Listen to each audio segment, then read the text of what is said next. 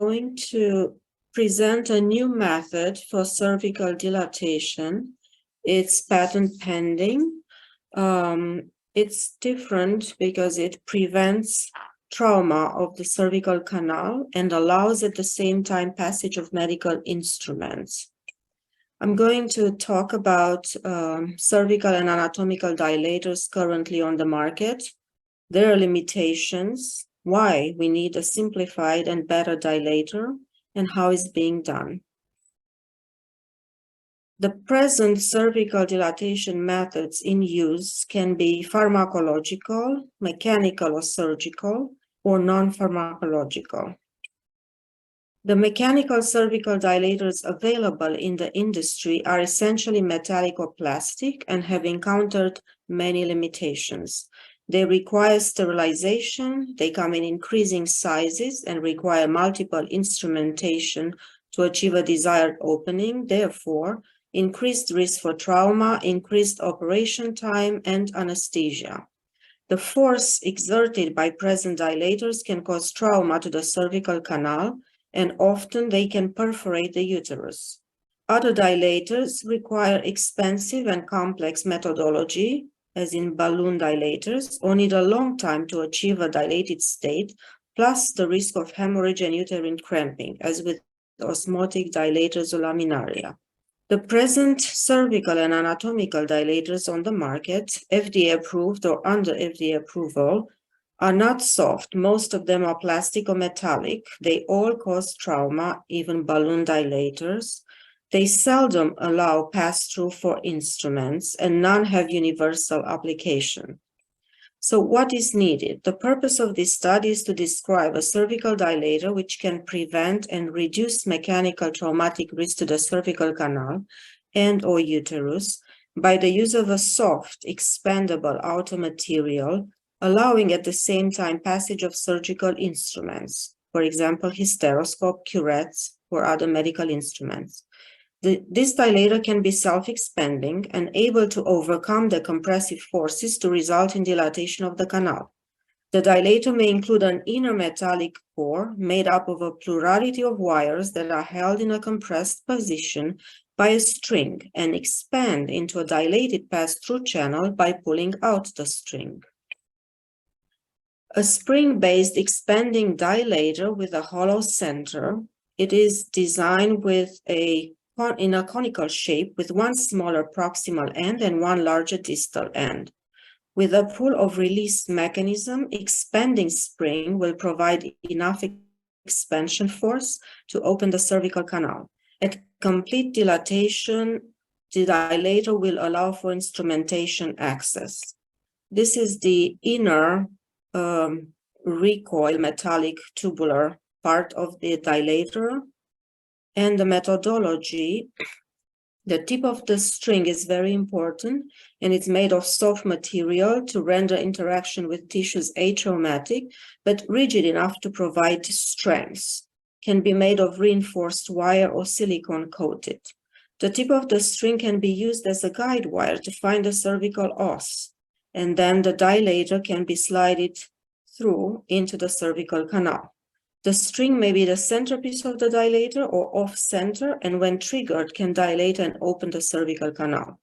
The string can also be used to measure the uterine cavity, to sound the uterus.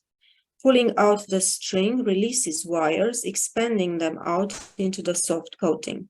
The dilator will provide for dilatation of the canal and a channel formed within the tubular member of the dilator. The dilator provides for an unobstructed pass-through channel to allow passage of hysteroscope or other medical devices, curettes or suction catheter. I'm going to present a video of how I imagine this to work.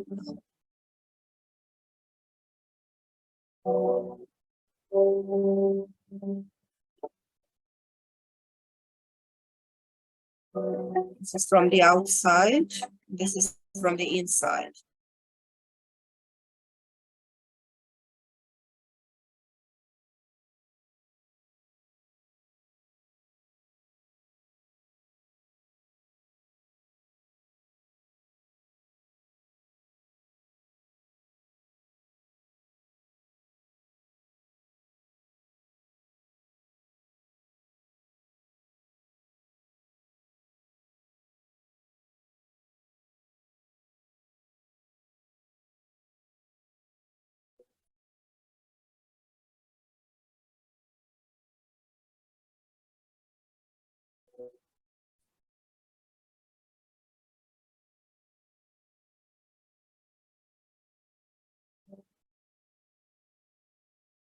Just a few images of the dilator, a comparison with the Hagar dilators, which requires multiple instrumentation versus a one-time dilatation with the proposed dilator.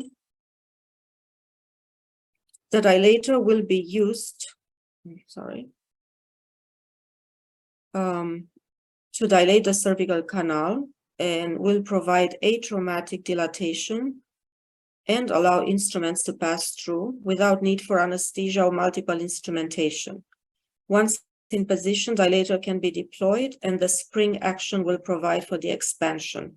There is no need for a mechanism to compress the dilator for withdrawal. Withdrawal will be achieved by manually twisting or compressing the device. It can be also battery or power operated alternatively, and then can help with the withdrawal or deployment of the mechanical spring. It is a single patient use, disposable, provided to clinicians sterile. The force necessary for dilatation can be calculated according to the Young modulus law.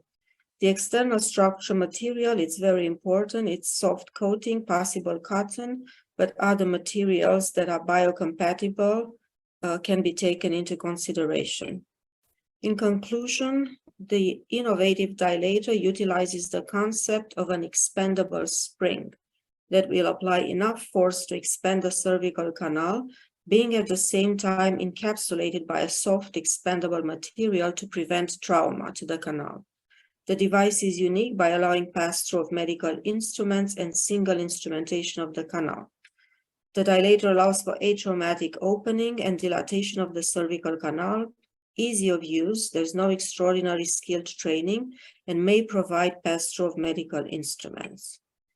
The potential benefits compared to other dilators are lower medical costs. You don't need anesthesia, you don't need staff trained to instrument. There's no or shorter hospital stay.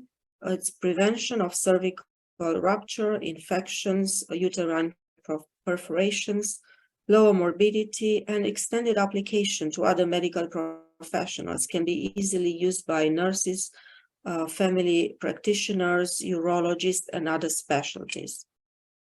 Thank you.